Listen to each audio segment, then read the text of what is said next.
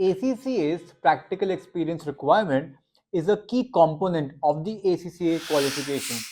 To become an ACCA member, no matter whether you are a student, trainee, affiliate, you need to clear these three criteria. At point number 1, we have the ACC exam. Clear the ACC exam. At point number 2, we have the ethics and professional skills module.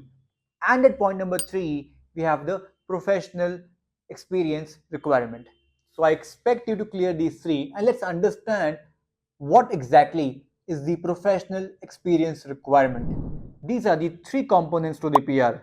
At point number 1, you need to achieve 5 essential and any of the 4 technical performance objectives, and by gaining the experience required to achieve the necessary elements, and complete a statement for each of the performance objectives which are signed off by your practical experience supervisor.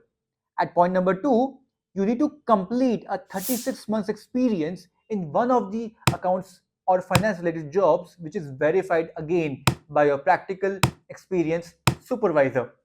Now at point number 3, you need to regularly record your PER progress in your online My ACCA portal. This is the third requirement, and I really hope with this you are able to clear your ACCA qualification.